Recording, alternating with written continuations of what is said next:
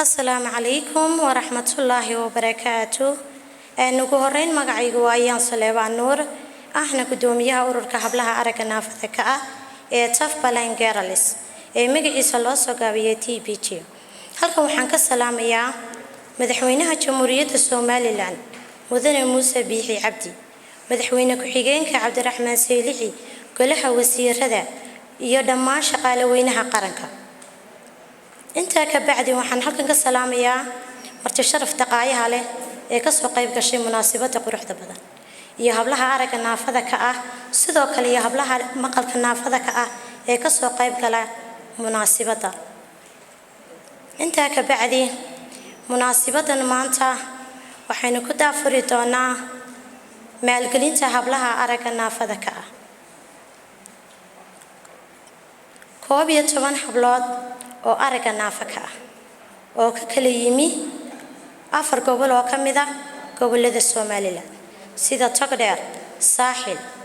Awdal iyo Maroodijo aynu ku sugannahay. alxamdulillah, ilaahay baa mahad iska leh. maanta taariikhdu tahay 2020 bishii 8 maalinimo Salaasa. waxaynu ku sugannahay jaamacadda Hargeysa. waxaynu ku maalgelin doonaa haweenka aragga naafada ka ah, taasoo loo qaybin doono lacag calaa qof qadarkeedu yahay $300 soona xili doonta lacag qadarkeedu dhan yahay bishii 20 shilinka Soomaaliland si walaalahooda ka dambeeya si iyagana loo soo gacan qabto. waxaan u mahadnaqaynaa khayriga ee Al-Nuur Charity ee fadhigeedu yahay Gadar. ma aha markii koobaad ay naga gacan siiso maalgelinta, waa markii labaad ay naga gacan siiso. markii koobaad iyadoo noo soo wakiilatay munaasabadii Ciid al-Adha, anagoo soo ciidsinay 50 qof oo iskugu jira haween iyo caruur aragga naafada ka ah, taasoo calaa qof la siinayay lacag qadarkeedu yahay $50. maantana sidoo kale la siin doono haweenka maalgelinta calaa qof $300.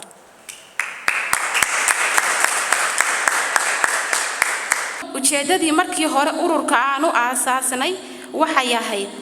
markii aanu ogaanay, dareenay, isla markaana u dhabagalay in haweenka iyo caruurta aragga naafada ka ah ilaahay mooye aanu aadmi u maqnayn, ayaa waxaanu go'aansanay intayada wax qabsatay ee wax baratay inaanu kor u soo qaadno walaalahayaga jilicsan ee guryaha ku go'doonsan ee halka quraacda loogu geeyo, cashada loogu geeyo, ee arag la'aantii ay u raacday maskax la'aan iyo inay morally u dhintaan.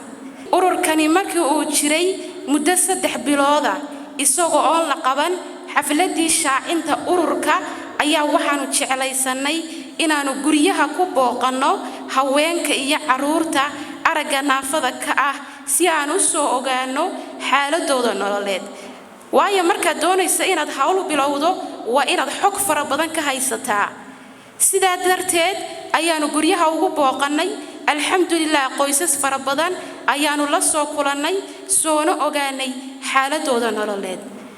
markii la soo gaadhay 8 Maarch bishii 3 ee sanadkan ay ku jirno ee 2020 waxaanu shaacinay xafladii ururka, waxaanu qabanay xafladii shaacinta ururka. alxamdulillah, taana waan ku guuleysanay. intaa kadib wax qabadyadayadii oo bilow ah ayaan waxaan la kulannay cudurka saameynta ba'an dunida ku yeeshay ee COVID-19 anaga alxamdulillah wax saameyn anagu yeelan. halgankii aanu wadnay iyo hawshayadiina nagamu nusqaamin alxamdulillah. isla markiiba waxaan ina soo gaadhay oo aynu gudagalnay bishii barakaysneed ee Ramadaan, markii aanu ogaanay in waalidiin fara badan oo haysta caruur aragga naafada ka ah ay la soo daristay dhaqaale la'aan, ayaa anaguna ka Tafbalan Girls ahaaneed waxaanu go'aansanay inaanu ka caawino raashinkii lagu soomi lahaa qoysas kala duwan oo isugu jira ay tamyo kala duwan oo ah raashinka qoys walba qaato. isla gabagabadii bishii Ramadaan mar labaad waxaanu go'aansanay inaanu 20 qof oo isugu jira haween iyo caruur aragga naafada ah la faraxno kana qaabilno kharashkii ay ku ciidi lahaayeen 20kaasi qof oo kala jooga caasimada Soomaaliland ee Hargeysa iyo caasimada gobolka Togdheer ee Burco alxamdulillah iyagana waanu ku guuleysanay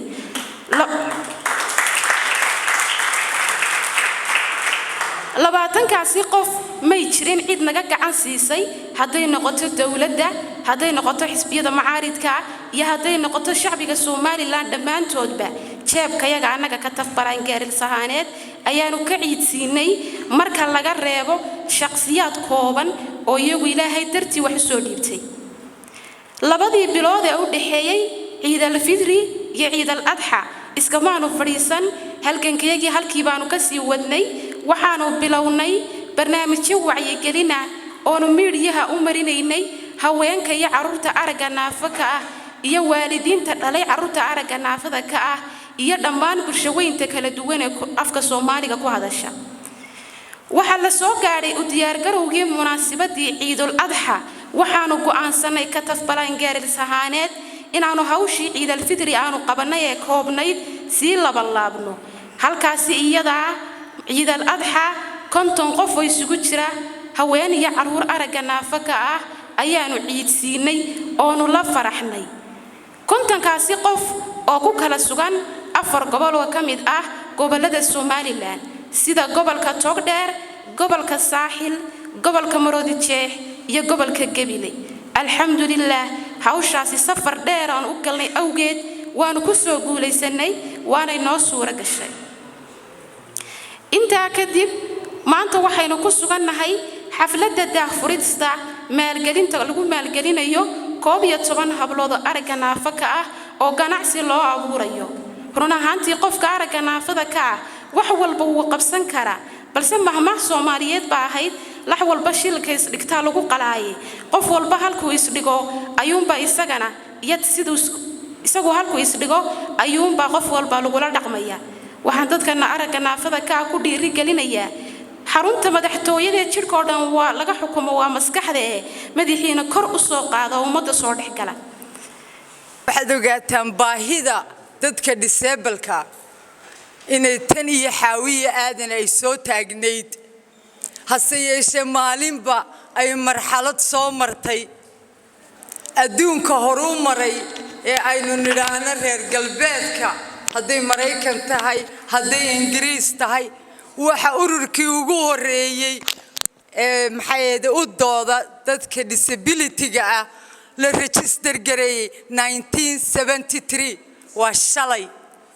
waa adduunka aragtay waxaan idinku bushaareynaya oo doonaya inaad ku dayataan oo higsataan kiina sidii noo kala ee caalamka oo ah ee wax noqday ee heer gaadhay si aad marka halka u gaadhaan ninkaas halku gaadhay anna waan gaari karaa caqabado badan baa idinka hor iman doona dhibaatooyin badan baa idinka hor iman doona ha u joojinina laakiin waxa ka fikirtaan ilmaha yar ee dhalan doona ee ku dhalan doona disability haday indhalaan tahay haday luga la'aan tahay haday dhega la'aan tahay ku dhalan doona si uu beritoole dhibaatada maanta idinku marteen uu uga baxo uu sida caalamka u raaxaysto taa ka fikira oo aad taysta caqabadaha adag ee idinka hor imanaya waad ragtay waxa laga yaabaa inay dadkeena iyagoo isla caawiya ay hatta kaanixiyaan adoo indhalaan Allah ku yiraahdo oo soo kidba qaadad istaatolo maxad ku sii socota halkay ku bariyeen ku oranay wala raalli ah oo ma ku caawin kara yani waxaan hatta bulshadii aan wali u tababarayn siday kuula hadli lahaayeen ilmahaygii ayaa disable aha inankayga ayaa wheelchair watay last year ayuu iga dhintay inankii isagoo 12 jira hooyada waad garan kartaa dareenkeeda يعني وفهمي كرتا وأن أوجه ميت كست أو دبك محيدي هدي اللقلاده هدي إندلاده هدي دجلاده دبعتها قبتوا أنجران كرا مركا وحنبلا ندين كقاضي إن أقون تيدا أنت أقون تيدا واي community development بانه هولان صابرتي كبرباتين disability جو إن وحى أقون إذن كبيريو inaan waxyaalaha aad qabanaysaan haddaa u baahataan aan idigu soo casuntaan oon advice idinka siiyo aad iyo hablahayagiiyow inkastoo aragga naafo ka tihiin hablahaygii baa tihiin habluhuna sideedaba marka horeba bulshadeennan qiimo gaara bay ku lahaayeen madaxa dadkay saaraayeen ninkii garanaya baryahan dambe dhaqamada xumaaday akhlaaqda xumaatay waan arkaa rag dumar ku raran dumarku qiimo gaara ayay leeyihiin taash gaara baa saaran waa lama taabtaan marka qiimaha guud ahaan dumar ku leedihiin haddana intiina aragga naafada ka ah xil gaara baa qarankan ka saaran xukuumad ka saaran shacab ka saaran haldoor ka saaran aqoon ka saaran ganacsado ka saaran qof kastoo inaga mid ah xilkaa labaad baa isagana markaa fuulaya walaalkaygii iga horreeyay waxaan la qabaa madaxda qaranku inay tan oo kale ka maqnaato maaha waxaad se moodaa baryahan dambe qofku inuu garan balaayay malaa gaadhigan uu wato inay ummaddu leedahay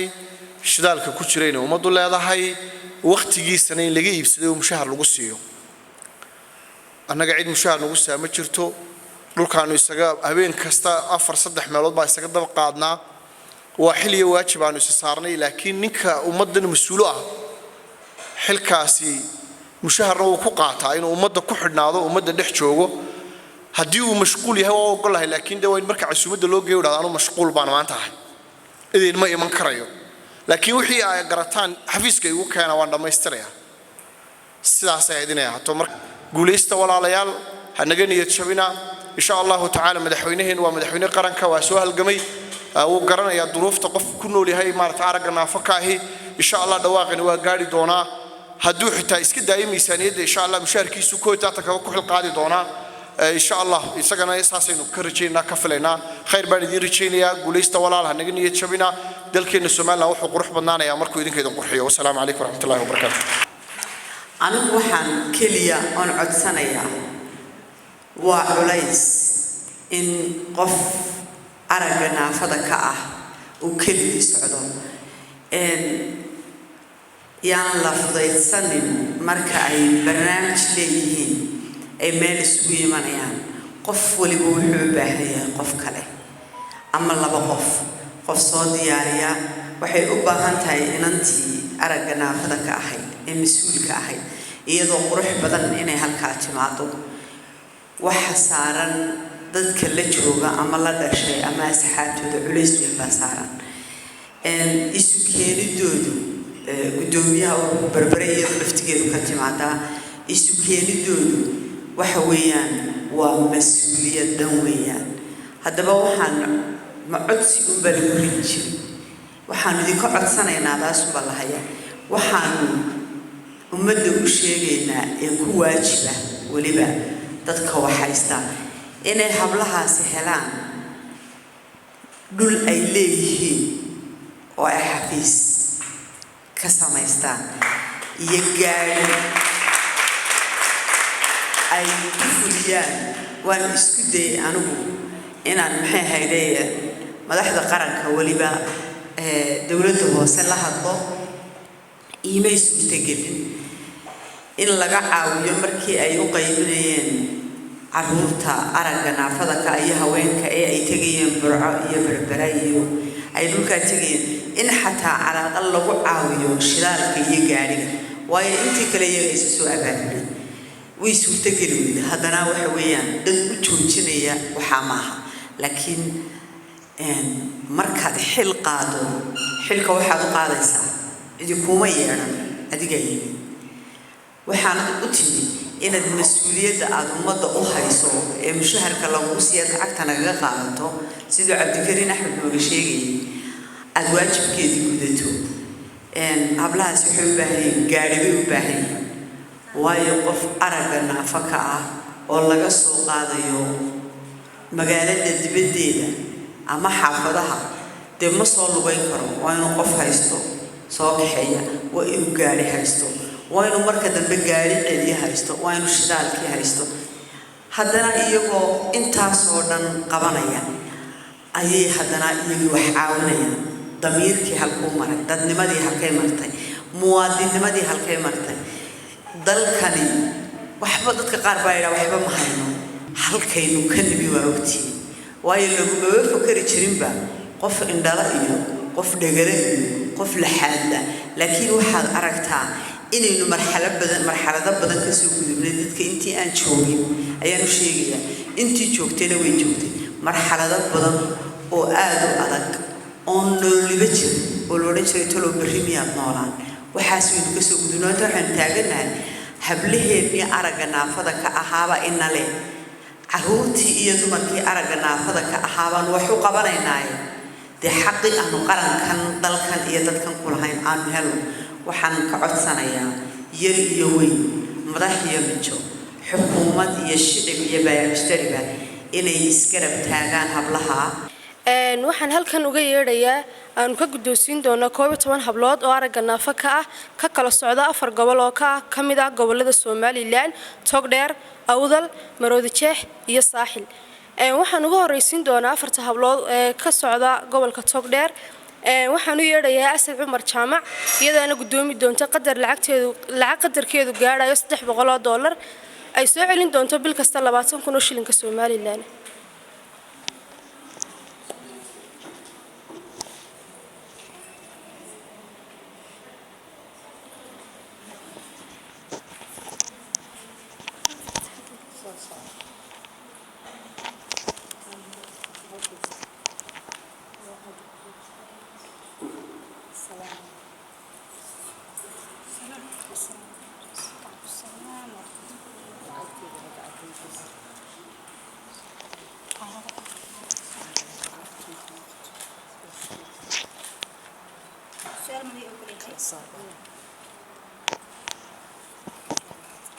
waxaan u yeedhi doonaa gabadha labaad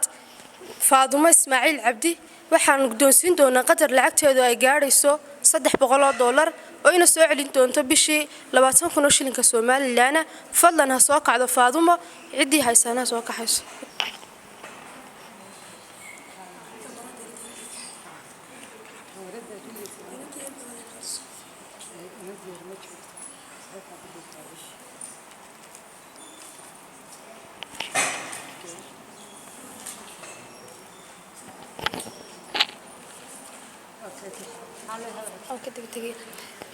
waxaan u yeedhayaa gabadha saddexaad ee ka socota gobolka Togdheer Raxmo Faarax Cali fadlan qofkii gacanta ayaa soo kaxeeyo waxaan guddoonsiin doonaa qadar lacagteedu uu gaarayo $300 oo ina soo celin doonto bishii 20,000 oo shilinka Soomaaliland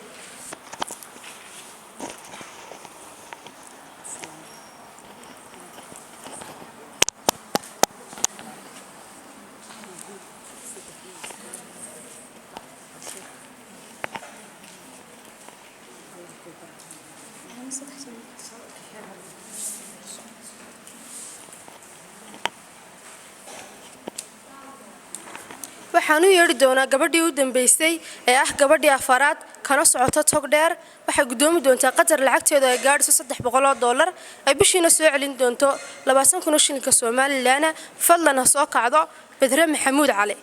Badre Maxamuud Nuux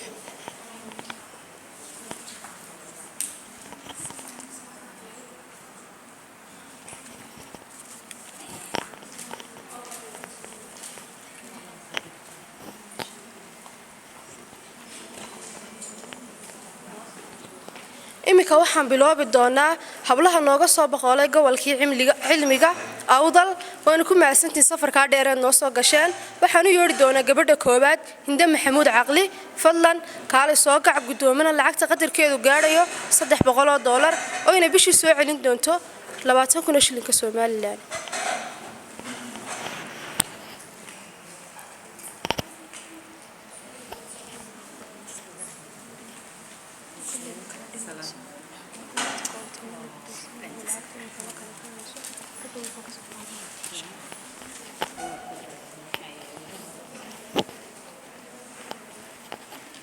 waxaan u yeedhi doonaa gabadha labaad ee ka timi gobolka Awdal Ikraan Cabdi Xirsi waxa gudoomi doontaa qadar lacagteedu uu gaarayo $300 oo ina soo celin doonto bishii 20,000 oo shilinka Soomaaliland fadlan soo kac Ikraane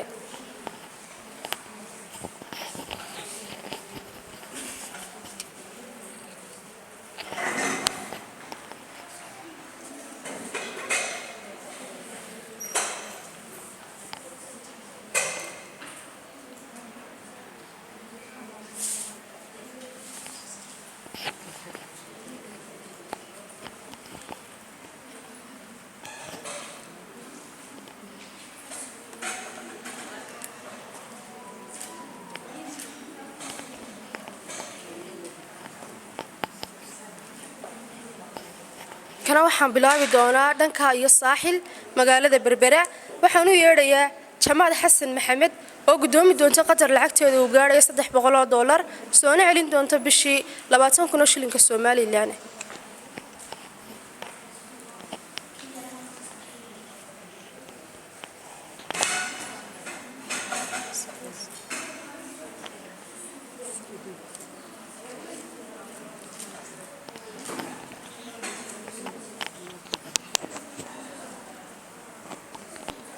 aanu soo diga rogto dhankan iyo Maroodi Jeex waxaanu yeeri doonaa inanta labaad ee ka socoto gobolka Maroodi Jeex Hooda Cabdi Aadan oo gudoomi doonta qadar lacagteeda uu gaarayo $300 soona celin doonta bishii 20,000 shilinka Soomaaliland Hooda Cabdi Aadan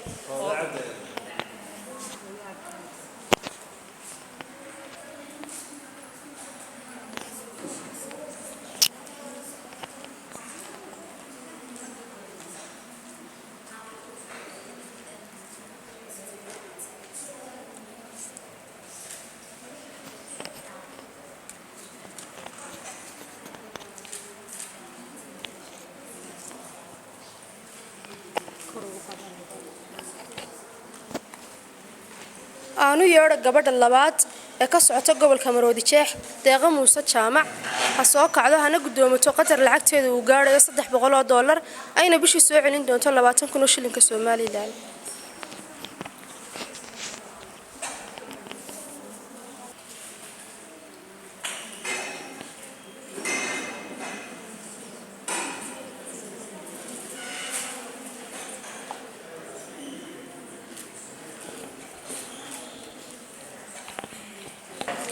gunti iyo gabagabadii gabadhii u dambeysay ee ka socotay gobolka Maroodi Jeex waa Nasteexo Shaafi Ismaaciil soo kacdo hana gudoomato qadar lacagteeda ay gaarayso $300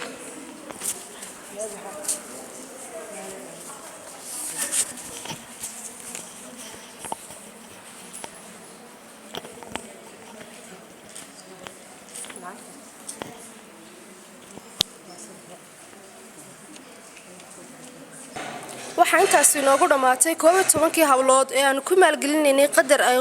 lacagtiisu gaarayso shakhsigiiba inuu qaato $300 insha Allah wabillahi tawfiiq